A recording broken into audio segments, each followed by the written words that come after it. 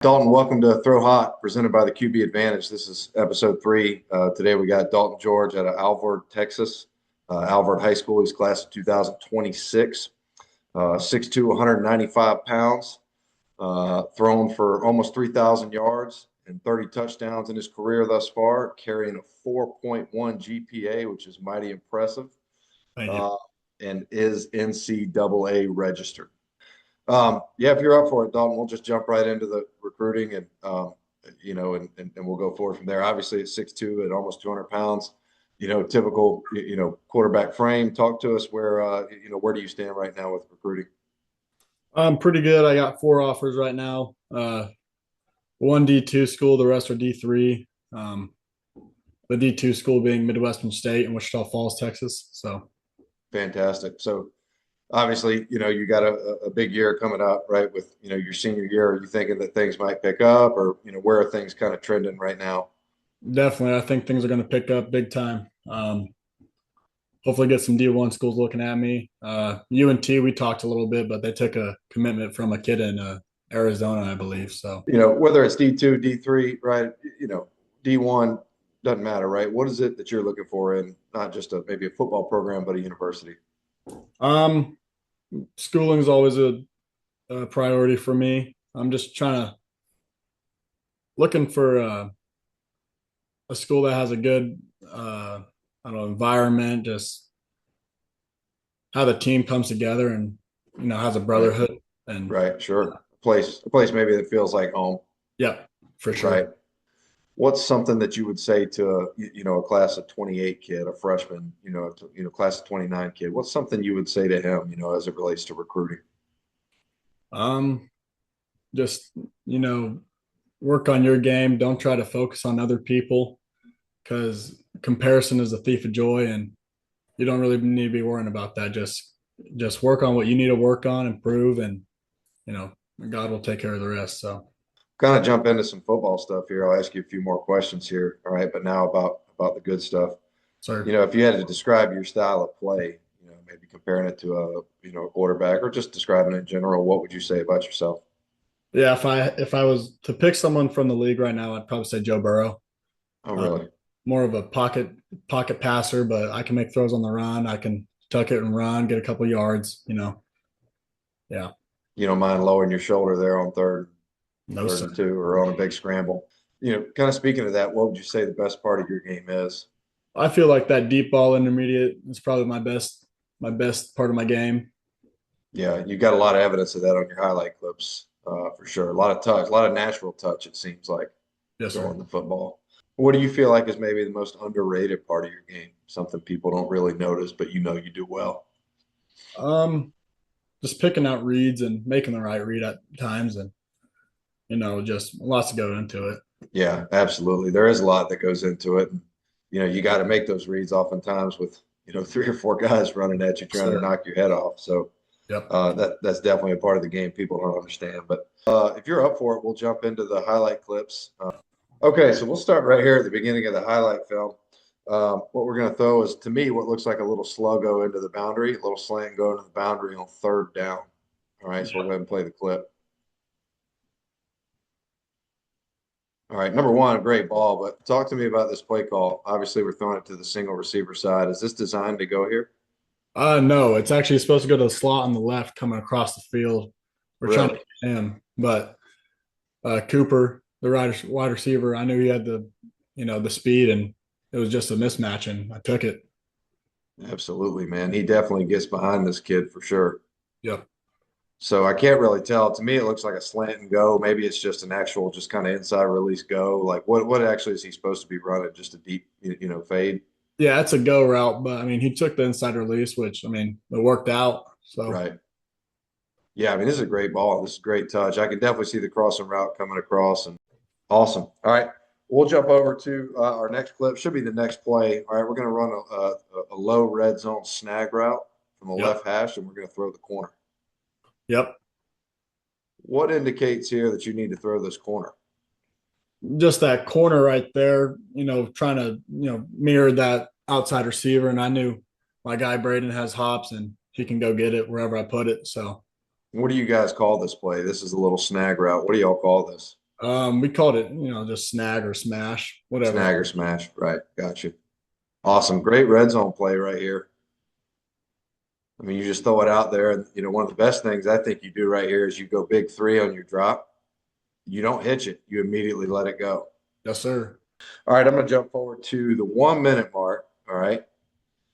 And I got to have you tell me about this play here. Okay. All right. We're getting ready to throw running back up the seam. Yes, sir. This All is one right. of my favorite plays, actually. Okay. Now I've seen this on your highlight film multiple times. So this is designed, right? The running back part, no, it wasn't. Okay. There was an end zone view that I couldn't get on here, but you can see me telling him, and Uh-huh. Mike was spying me. So like as I was moving in the pocket, he was moving with me, and Cutter, the running back, he got right behind it and just made a great catch. Unbelievable, throw up the middle of the seam here. Good ball. But what's even better is before you even get the ball off, you're having to dance around like a tango dancer and, find some space in the pocket. But, which happens. It's normal. You evade to the left, you get your base back, you throw a strike. I mean, that's a good ball. So this was kind of on the fly. Yes, sir. Unbelievable, man. What'd your coach say after that? I mean, we really didn't talk about it too much. Really? That's because it worked. All right, what's going on the outsides? We have a post curl from the outside receivers and a wheel route from the insides, but something happens over on that right side. I can't tell what's happening. It just stopped running. Right. So But you just audible and send him right up the seam. yep. Yeah, they're giving Awesome. us cover three look, cover one look all night. So Yeah, this is a great ball, man. And again, obviously, the throw is awesome and good stuff, but what you do before the throw to even get the throw off is great. You watch you move over, you don't panic, get your base back beneath you, you drive it on him. Big time play, man. Looked like it was second or third down. I couldn't really tell from the sticks, but yeah, I think it might have been third down if I remember correctly. all right, we'll jump forward here to the 2 minute and 12 second mark. All right. And what we're looking at here is a little reverse field.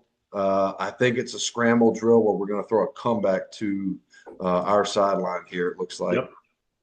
Okay, turns into scramble drill. Bad snap is what it was. And we throw a strike for a comeback. Yep. I mean, this is just showing your athleticism, man. Now, I don't know what was going on play side here. It looks like some sort of missile screen out there to the top, some sort of quick screen out to the Yep. top. Yep. What are you thinking here as you get this ball? Do you remember this moment? Not really looking back on it, but I saw that in my face and I was like, well, I got to make something out of nothing. So Beckham, our receiver that we threw it to, he made a great adjustment. He really wasn't expecting the ball, and he saw me, trying to buy time, and he came back to the ball and made a great catch. Yeah. Yeah, that's big time there, man. Big time. All right. As you come back, you can see yourself kind of get your feet underneath you. And then as soon as you get your feet underneath you, your posture's good. You just throw a missile out there to him. All right. 3 minute and 40 second mark. Okay. I think it's some sort of switch release up top to the right. I'm not really sure what the two receivers are doing, but you end up throwing the ball to the sideline. What do you Yep. guys call this play? Do you know what this is? It's we had a smash. It was a smash concept, but we tagged a post to the outside, just a scissors Okay. concept. So So, how will that work with y'all's offense? Will you call whatever will you call smash and then just tag something on the end or well, this was last year's coaching staff, and we just got a new one. So okay. this year, I'm not too sure, but we do like to call a lot of, we'd like to tag a lot of stuff to our base plays, and we can Right. change whatever. So probably Right. similar to that. Okay. Now why do you throw this kind of on a line right here? Um, I just felt like I needed to get to him before he, didn't have much room to work with on that sideline. I Right. wanted him to get the ball and maybe get some yards after the catch. So No doubt. Now you don't throw a true missile, but you kind of put a little bit on it right here. But yeah, I think the space and where he is on the field obviously tells you need to do that. But that's a great ball, man. It's a big time throw. thank you. Great base about you. Watch yourself back here in the pocket. Great base, deliver a strike. All right, we'll look at the last clip right here. All right, we're just going to run some sort of mesh concept on 4th and long. All right, and what's most important to me is not that you just throw a simple route right here, but that you just trusted your progression. Talk to me about your mesh progression or some version of mesh. I'm not sure if this is true mesh. It kind of looks like it, but It's a mesh progression. talk to me about this. Yeah, we're trying to get him across the field. He's a big guy. If we get him the ball, he can, run someone over, whatever the case might be. But yeah, we're just trying to, wait because, early in the week, we just saw that they're really lazy on the backside, Right. trips or whatever bunch. So, I mean, we just waited and got him the ball and we got a couple yards out of it. So, and I'll get back to it. I'm sorry about that ad that popped up, but if you see it right here, he kind of gets lost. He's coming from the weak side. Y'all are on the left hash, right? Y'all bunch the top of the formation. They get kind of screwed up with the bunch. Yep. And nobody redirects and picks up the crosser. And you just stick to your progression on 4th and long. What would most quarterbacks in America do here on 4th and long? Probably panic, try to force something. Force something down the field, right? But clearly, right, you trusted it, threw it underneath. The kid goes and picks up the first down and an explosive play. That was 4th and long. You trusted the under route. You trusted whatever the progression was. You drilled the kid for a first down, obviously on an explosive. But yes, sir. that's big time stuff, man. I see a lot of accuracy, see a lot of good footwork, right? Good from the ground up, right? Mm-hmm. Good with the base, good hips, throwing good balls. And so ultimately, I hope everything works out from a recruiting standpoint for Yes, you. sir. I got one last question for you, man. If it's 4th and 9, last drive of the game, all right, you got to have the first down to maybe continue the drive and go score. But definitely, if you turn the ball over, the game's over, right? Okay. What's your play call going to be? Do or die? I'd probably go to a 2x2 set, call what we call Oklahoma shallow. It's a dagger concept. So, slot has a go, outside has a dig, back the left side, shallow coming across, and a go route on the outside. True high low read, trying to, if the safety bites on the dig, go route. If he stays with the dig, just trying to make something happen. Yeah, yeah. I like it. I like it. Now, is there anything, from a coverage standpoint that you maybe like that play versus? Man or cover three. I mean, we can, tell the slot, get an inside release. We can read that top safety and see what he does, replace him with the dig or, hit him over the top with the go. Stay skinny if you have to, Yep. right?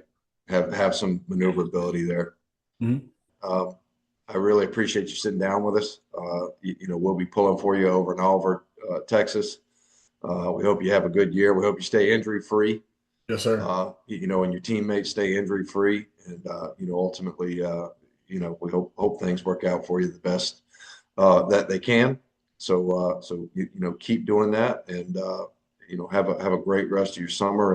And, we appreciate you sitting down with us today, man. Yes, sir. Thank you for having me on.